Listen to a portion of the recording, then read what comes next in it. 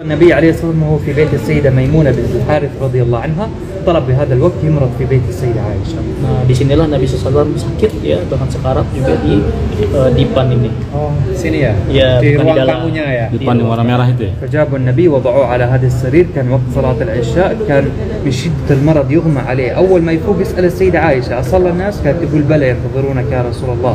كان يقول صبوا عليه الماء حتى تخف الحرارة. كان يقوم يتوضأ ينوي لصلاة العشاء يبي يخرج يغمى عليه، فيفوق يسألها أصلى الناس؟ تقول بلى ينتظرونك يا رسول الله. فكان يقول صبوا عليه الماء فيفوق. قبل ما يخرج يغمى عليه المرة الأولى الثانية ثلاث مرات والناس ينتظرون صلاة العشاء.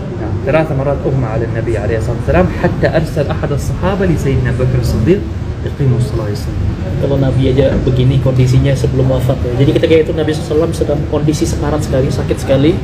Nabi SAW berdiri, kemudian keluar karena dari pintu Masjid Nabawi, pingsan karena sakit demam ya.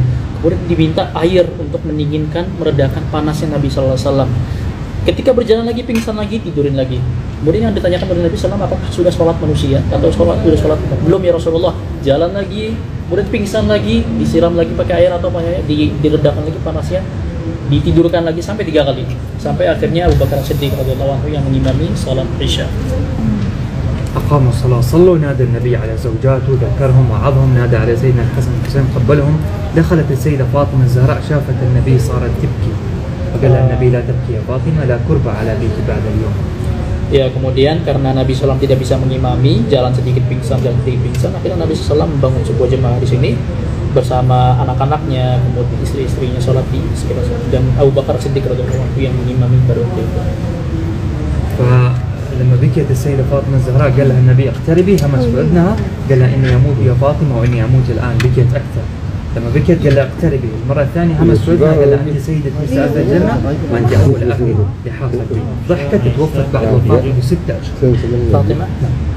Ya, Fatimah waktu itu nangis ya, dengan nangis yang sangat pilu sekali. Kemudian para Nabi SAW, jangan bersedih ya, karena engkau adalah sayyidah atau pemimpin wanita nanti di surga. Kemudian Fatimah wafat 6 bulan setelah wafatnya Nabi SAW. Anaknya Nabi SAW, Fatimah. اشتد المرض على النبي فأسندت السيدة عائشة رأس النبي على صدرها، سمعته رافع يده للسماء يقول بلي رفيق الأعلى، بلي رفيق الأعلى. عرفت إنه ملك الموت يستأذن النبي عليه الصلاة والسلام. Romantismenya Nabi SAW. Nabi SAW wafat dalam pangkuan Aisyah. Kemudian di atas dadanya, di dalam pangkuannya, sambil menunjukkan ila rafiqil a'la. Rafiqil a'la itu adalah surga yang disiapkan untuk para nabi dan rasul khusus. Ila rafiqil a'la, ila rafiqil a'la. Artinya memang sudah Nabi SAW akan wafat pada waktu itu.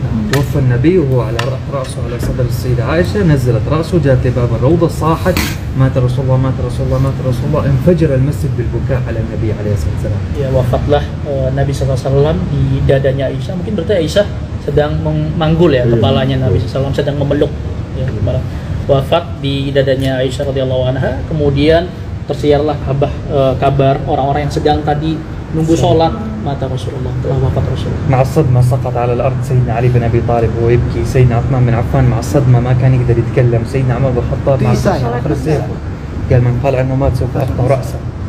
Ya, ketika itu para sahabat, pembesar para sahabat tidak menerima wafatnya Rasul.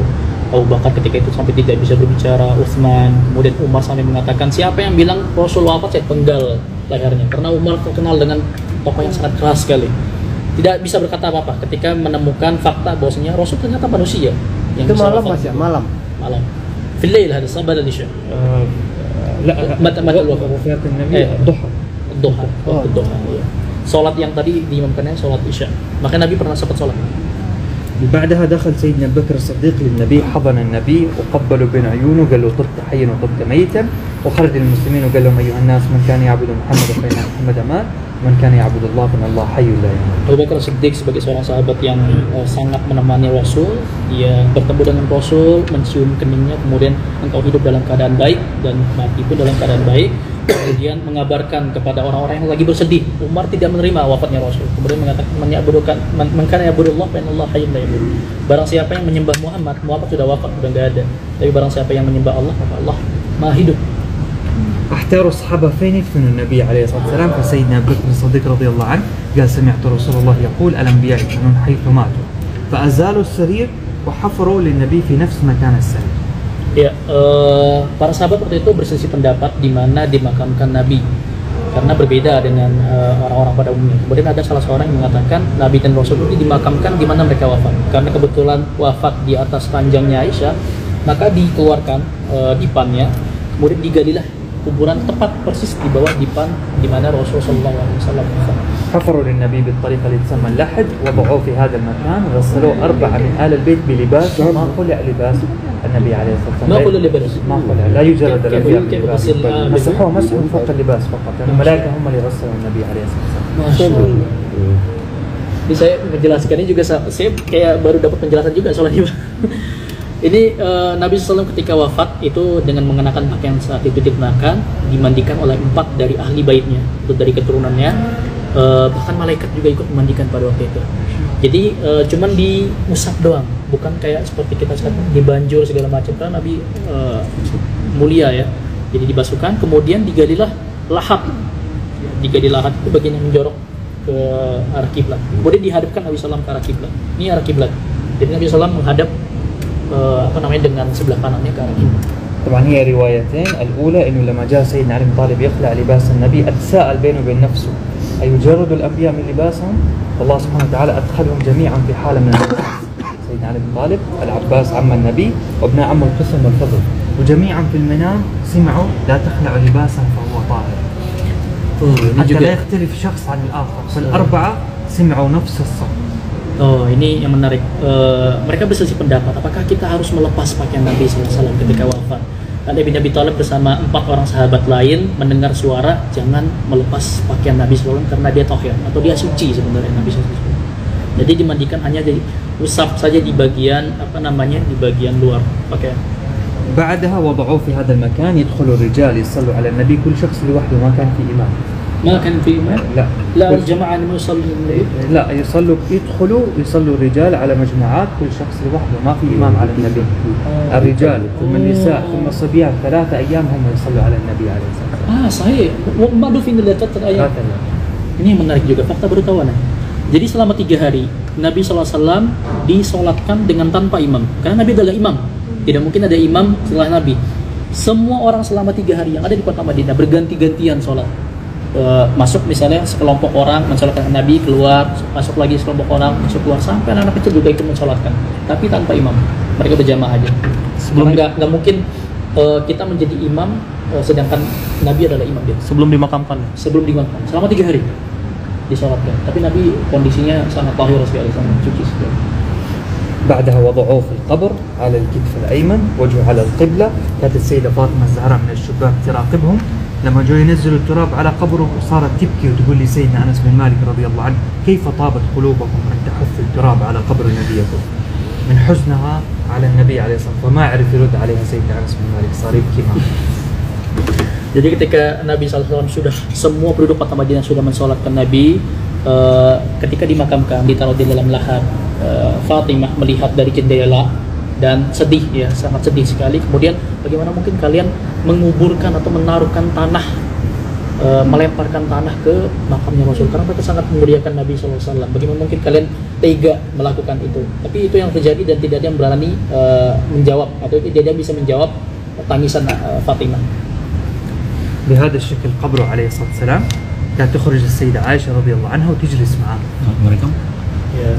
Jadi makamnya Nabi ada di dalam hujrohnya tadi, atau di dalam balkonnya lah istilahnya ya. Dan Aisyah radhiyallahu anha hidup seperti biasa, bahkan masih duduk, dipannya masih berhadapan dengan makamnya Rasul, kamarnya juga masih di sana. شوف القبور الثلاثة مع بعض.